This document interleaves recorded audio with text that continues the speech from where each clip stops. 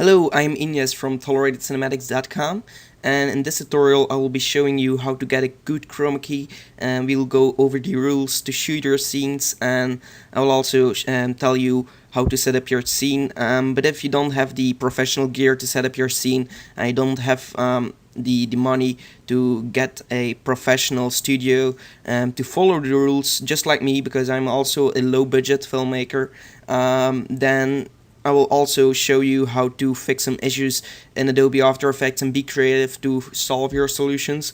Of course, it will be easier with a good setup, but as you can see over here, my setup was also just a sheet of green sheet and some two lights that I use for outside when I'm doing a barbecue or so. So it's really cheap, the scene.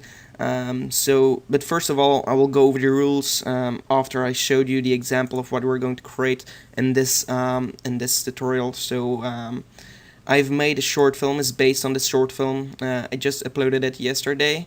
If you want to check it out, the link will be in the description. It's a pretty cool short film. Well, it's only 2 minutes long, so it's not that long, and you won't waste too much time if you didn't like it.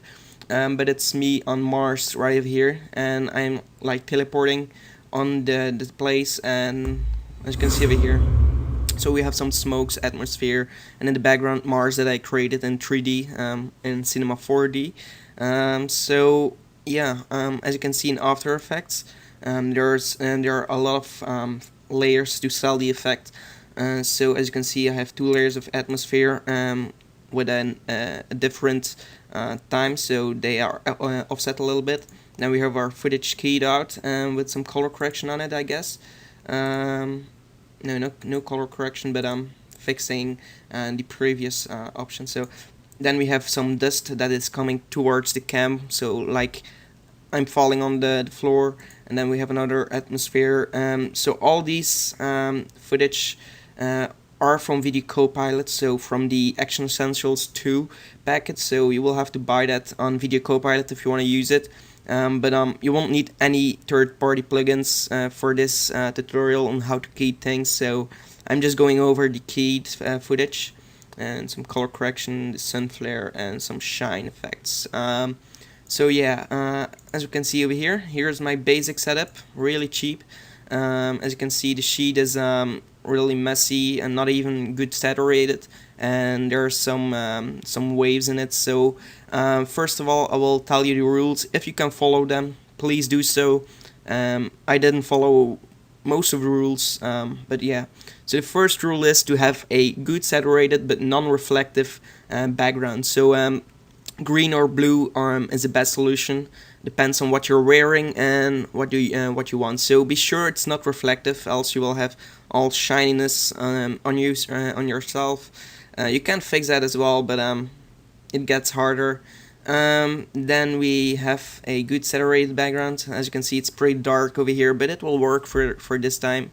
Good lighting setup. So make sure you delete all the shadows. So as you can see over here, I didn't delete all my shadows, and that's because you have to stand 2 meters in front of your screen. So I'm here like 1 meter from my background, and if you want to be good and you don't want to have shadows, you have to have two lights shining towards the actor and the background. So the shadow will be erased, but that only will happen if you're 2 meters in front of your background. But I didn't have place, so I had to do that 1 meter in front of it. Then you will also need a higher shutter speed, which I didn't do in this scene. But a higher shutter speed will delete the motion blur from your actor if you're moving. As you can see, when I'm falling, you have some motion blur, as you can see over here, and that's really hard to key out over here, as you can see. And it's really hard on hands. If you're moving your hand really fast, it's really hard to key that out. So if you're shooting with a higher shutter speed, that will help to solve that problem. So once you've done that, make sure you have good lights. And I didn't have any good lights, so they might flicker a bit, but also with the shutter speed you can fix that by changing your shutter speed. The flicker will be solved a bit. So as you can see, because of the lights, I have some grains in my in my footage, which I will also show you how to get rid of that and to get a better key. So let's get started. As you can see, I have some shadows over here, so I want to erase that. So we are going to click on the footage, go to Effect, and then we're going to Color Correction, Shadows and Highlights, and check off the auto amounts, and then just mess around with the shadow amounts. This is way too much. Let's start with 10. I don't know. Make sure you don't mess up your scenes. Maybe even lower, 7. Okay. Then we're going to Effect again, and we're going to Noise and Grain, remove grain, and change this preview to final output.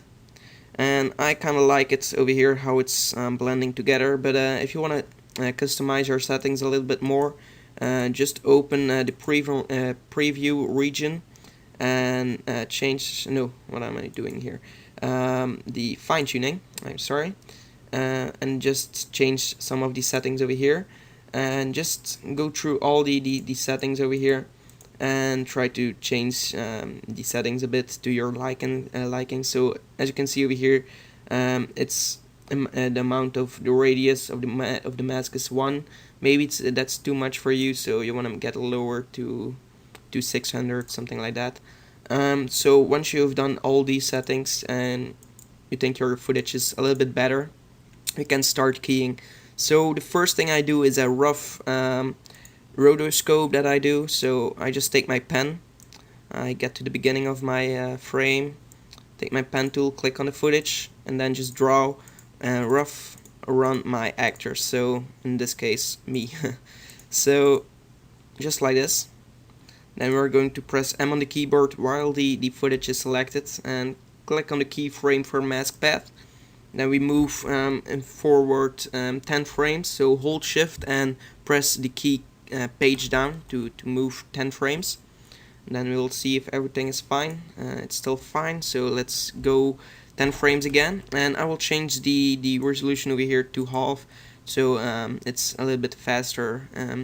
Then we're going to double click on the mask and drag this down. As you can see, the actor is at the bottom of your camera. Again, 10 frames. Move it even farther. Again, 10 frames. And that's just to delete all these shadows. So the more you mask out, the better your result will be, of course, which is pretty obvious. So we'll move these a little bit over here. Okay, there we go. And again, and just keep doing this until you have your whole footage been done. Your whole scene, I'm sorry. Okay, so almost there. And I will pause the video and come back once I've done mine. Okay, so I've done everything. So this is my rough rotoscope. And now we're going to add an effect, keying. And we're going to add, where's keying over here? Come on, keying, okay. And we're going to add key light 1.2. So this is a really powerful plug. Well, it's an integrated plugin from After Effects, so it comes with After Effects, so you should have it. And it's pretty powerful for being free.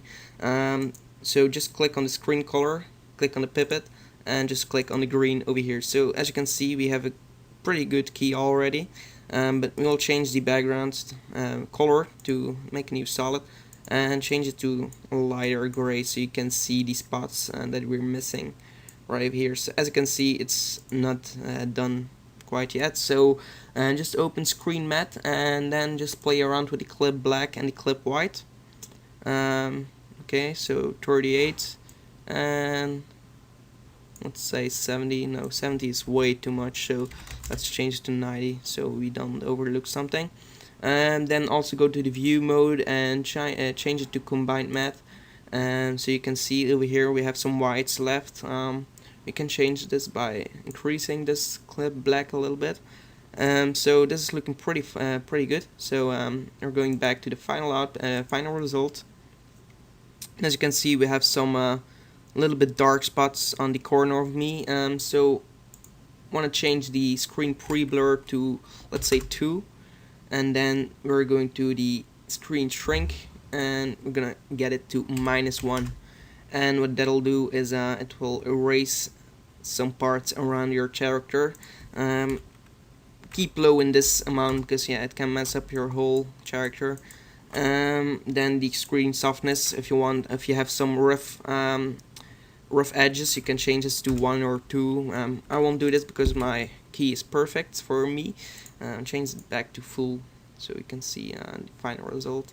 It's looking pretty good. And now we can add our background. So I've created my background in Cinema 4D, so this is my background, and just get it below your actor. I'm gonna scale it up a bit, and to sell the effect that I'm focusing on my character, I will add a blur to the background, a fast blur, so it's like focused on the actor. Maybe 3 is pretty good. And then we're going to add a new adjustment layer for both of these layers, so always color correct your background and character together. So first of all, try to color correct your actor and your background to the same realistic result, and then color grade over that with tint effect and all that good stuff, curves maybe. And as you can see, working pretty fast. It's already giving us a pretty good result over here. So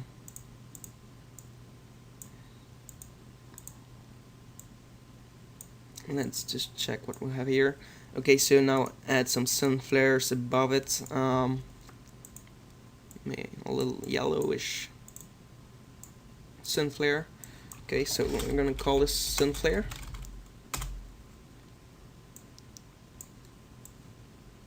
Okay, pretty quick because I have something else to tell about the keying. Change the opacity to 40 and change the color to more yellow, orangish color.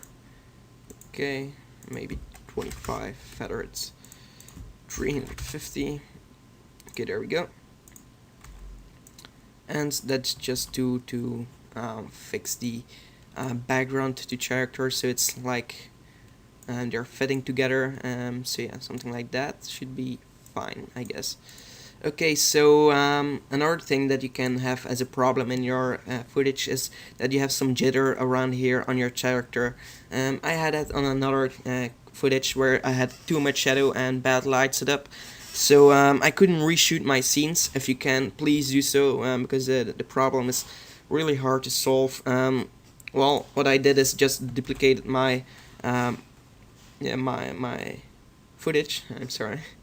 And then I just deleted my key light, and then just also rotoscoped, so just delete the mask, and I just kept rotoscoping for all the frames, but just by doing a rough rotoscope, and if that doesn't work you will have to do a full rotoscope. So it was only on my black clothing that I had some jitter, and just by doing this on every frame, so it's pretty fast, and if you don't move too much, it's a good solution. But if you're moving really a lot, you will have to reshoot your scenes and try some different setups and better light setup, because it's definitely the lights and the shadows that are not working fine with the key light.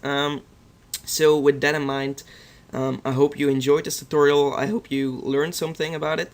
If you still have questions, please ask so. I really love to help out people, because that also improves myself, because if I have to look for a problem that somebody has, I will learn as well if I don't have the answer. So yeah, that's my tutorial on how to chroma key. I might do a tutorial on how to rotoscope a little bit more in detail. Anything else that you want to suggest me for a tutorial, please send a message or go to my website, toleratedcinematics.com. I have my forum over there with some suggestions that you can post for tutorials to be made. If you have problems with motion graphics, visual effects, or graphic design, or anything else, also on my forum I have a section with problems where people will help you if you have any problems. Also, my portfolio is on my website if you want to check that out. All my short films, previous work, wallpapers, all that good stuff. Then also my blog with some good inspirational films and graphics on there. So if you need some inspiration, definitely check out my website. So done with advertising my website. back to my channel. I will advertise my channel also a bit. Be sure to check out my channel for other tutorials, and be sure to subscribe for further tutorials. So thanks for watching, and yeah, goodbye.